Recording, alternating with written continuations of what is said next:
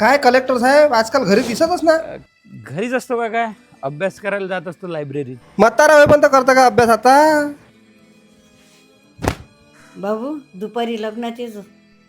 नाही आहे, मी नाही येत लग्नात, तू चालली जाजो. अरे येजो उभे उभे.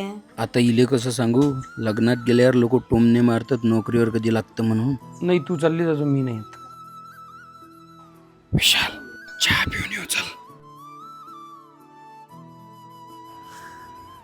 यार सुमित, यावर्षी तरी आपण कोणत्या पदावर लागलो पाहिजे. हो यार, आता लय प्रेशर येऊन राहिलं रे. अरे मी काय सांगू यार, तुले घरी जायची इच्छा होत नाही.